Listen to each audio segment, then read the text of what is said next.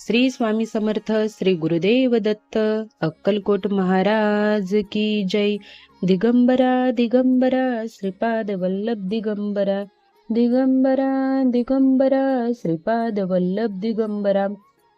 दत्त महाराजांचं नाव जरी घेतलं ना तरी अंगावर काटा येतो।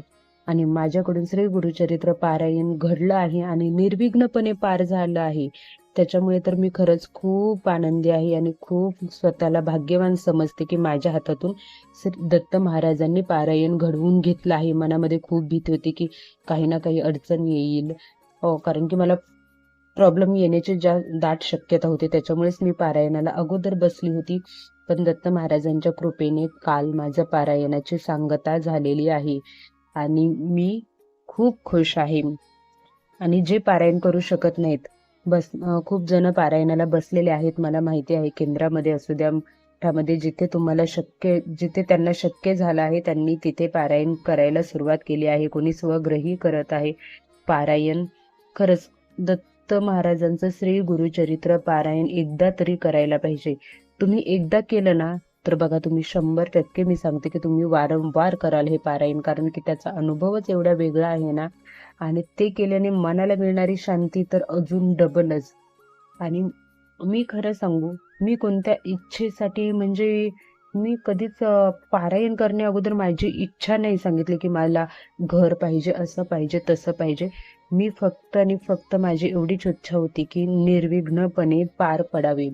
आणि मी खरं सांगते, मी हाच संकल्प केला होता की माझ्या हातून सेवा घडावी आणि हे निर्विघ्नपणे पार पडावं। आणि दत्त महाराजांच्या कृपेने हे निर्विघ्नपणे पार पडलं आहे। त्यांच्याच हातात आहे कसं कोणाच्या हातातून पूर्ण घडू द्यायचे, कोणाला पारायणाला बसू द्यायचे, सगळं महाराज ठरवतात। जे पारायण करतात ना ते खरंच नशीबवान आहेत, कारण की महाराजांनी त्यांना निवडलं आहे पारायण करण्यासाठी। त्याच्यामुळे तुम्ही खरंच खूप नशीबवान आहात। याचा अर्थ असा नाही आहे की जे पारायणाला बसले नाही आहेत त्यांचं नशीब चांगलं नाही आहे, त्यांचंही हे आहे। भले त्यांना यावर्षी घडलं नसेल, पुढच्या वर्षी ते नक्की करू शकतात। अगोदर केलेलंच असेल, अगोदर नसेल केलं, यावर्षी नसेल केलं तर नंतर करा। तुम्ही कधीही पारायण करू शकता। मनात आलं की तुम्ही पारायणाला बसायचं आहे। शक्यतो पारायणाला आपल्याला शनिवारी बसायचं असतं। श्री गुरुचरित्र पारायणाचा जर तुम्ही ग्रंथ आणला तर त्याच्यामध्ये तुम्हाला सर्व माहिती मिळून जाते। आणि आता आपण मुद्द्यावर येऊया। मी ते श्री गुरुचरित्राचं माझं पारायण झालं ना, मी त्यातून बाहेरच पडत नाही। मला एवढा आनंद होते ना, काय सांगू तुम्हाला। म्हणजे तुम्हाला दिसत असेल माझ्या बोलण्यामधून की माझ्याकडून खरंच पारायण झालं आहे। चला आता मुद्द्यावर येऊया। येणाऱ्या 4 डिसेंबर रोजी दत्त जयंती आहे आणि जे कोणी काही ना काही कारणामुळे त्यांच्या घरामध्ये लहान मुलं असतील किंवा मग ऑफिसला जात असतील, कोणत्या ना कोणत्या कारणामुळे तुम्ही जर श्री गुरुचरित्र पारायण करू शकला नसाल तर नक्की तुम्ही ह्या 2 सेवा तरी कमीत कमी करा। या सेवा केल्याने देखील तुमच्या घरातील अडचणी नक्की दूर जातील। जे काही दुःख आहे ते सगळं काही निघून जाईल, घरामध्ये सुख शांती येईल। त्याच्यामुळे ह्या 2 सेवा नक्की करा। आणि मी नेहमी सांगते, कोणतीही सेवा करताना मनामध्ये भाव, भक्ती आणि निष्ठा हवी, तरच आपल्या सेवेचं आपल्याला फळ मिळतं। आणि कधीच कोणाची निंदा करायची नाही आहे। मी जशी स्वामी सेवेत आली आहे ना, तसं मला खोटं बोलायचं म्हटलं ना तरी मनामध्ये येतं की बाबा आपण का खोटं बोलतोय, कशासाठी बोलतोय, म्हणजे ते तोंडातून बाहेर पडतच नाही माझ्या खोटं कधी बोलायचं म्हटलं तर। आणि जरी बोलावं लागलं ना तरी मला एवढं वाईट वाटतं ना, कधी कधी चुकूनही बोलावं लागलं असेल, कधी मजबुरीने बोलावं लागलं असेल, तरी असं वाटतं की मी स्वामी सेवेत आहे आणि मी खोटं बोलतेय, भले ते कोणत्या मजबुरीसाठी असो। त्याच्यामुळे मी सांगते, आणि मला माहिती स्वामी भक्त खरंच खूप निर्मळ मनाचे असतात, त्यांना खोटं आवडत नाही आणि खोटं बोलतही नाहीत। तरी पण म्हणते मी की कधीच कोणाबद्दल वाईट विचार करू नका, कोणाची निंदा करू नका, खोटं बोलू नका। बघा, दत्त महाराज, स्वामी महाराज तुम्हाला कधीच काही कमी पडू देणार नाही आहेत। आता मी सांगते सेवा काय आहे। सेवा फक्त तुम्हाला 2 मंत्र म्हणायचे आहेत। तुमच्याच्यानं शक्य होत असेल तर 11 माळी म्हणा, आणि जर नसेल तर कमीत कमी 1 माळी तरी म्हणा। त्याच्यासाठी तुम्हाला खूप नियम पाळायची काही गरज नाही आहे। आणि सुतक विटाळ पाळी असेल तर तुम्हाला माळ न घेता तुम्ही एखाद्या आसनवर बसून, एखाद्या मोकळ्या जागेत बसून तुम्ही हे मंत्र म्हणू शकता. आणि घरी कुठली अडचण नसेल तुमच्या तर मंदिराजवळ बसून तुम्ही अष्टगंध लावा, श्री स्वामी समर्थ महाराजांची पूजा करा, दत्त महाराजांची पूजा करा.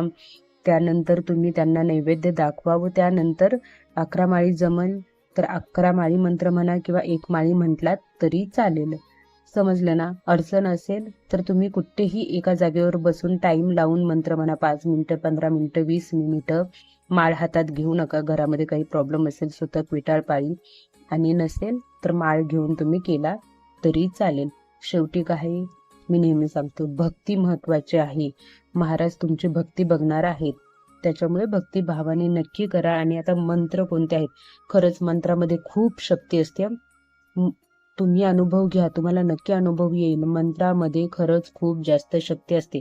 त्यामुळे तुम्हाला दत्त जयंतीच्या काळामध्ये 3 दिवस कमीत कमी किंवा 5 दिवस हे मंत्र म्हटले तरी चालेल. पहिला मंत्र आहे ओम नमो भगवते दत्तात्रेयाय नमः. ओम नमो भगवते दत्तात्रेयाय नमः. हा मंत्र 1 माळी कमीत कमी किंवा 11 माळी तुम्हाला जेवढा शक्य होईल तेवढा म्हणायचा आहे. आणि त्यासोबत दुसरा मंत्र आहे ओम त्रिगुणात्मकाय विद्महे त्रिसूताय धीमहि तन्नो दत्त प्रचोदयात. हा श्री दत्त गायत्री मंत्र तुम्हाला म्हणायचा आहे. त्यातील तुम्ही म्हणाल ओम नमो भगवते दत्तात्रेयाय नमः हा 11 माळी तुम्हाला करायचा असेल, तुमची इच्छा. 1 माळी करायचा असेल, तुमची इच्छा. किंवा तुम्ही त्यातला फक्त ओम नमो भगवते दत्तात्रेयाय नमः 11 माळी केला आणि ओम त्रिगुणात्मकाय विद्महे त्रिसूताय धीमहि तन्नो दत्त प्रचोदयात 1 माळी केला तरी चालेल. पण हे 2 मंत्र कमीत कमी 3 दिवस मंगळवार, बुधवार आणि गुरुवार रोज म्हणा. तुम्हाला नक्की याचा अनुभव येईल. जे श्री गुरुचरित्र पारायणाचं पठण करत असतील त्यांनी देखील हा मंत्र म्हटला तरी चालेल. दत्त महाराजांची तुमच्यावर डबल कृपा होईल. कोणती ना कोणती सेवा या कालावधीमध्ये आपल्या हातून घडली पाहिजे असं प्रत्येक स्वामी भक्ताचं, दत्त भक्ताचं म्हणणं असतं. त्यांना वाटत असतं आपल्याकडून कोणती ना कोणती सेवा घडावी. तर तुम्ही ही सेवा नक्की करा. स्वामी महाराजांना, दत्त महाराजांना नैवेद्य दाखवा, त्यानंतर ही सेवा करा. बघा तुम्हाला नक्की नक्की याचं फळ मिळेल. श्री स्वामी समर्थ. श्री गुरुदेव दत्त.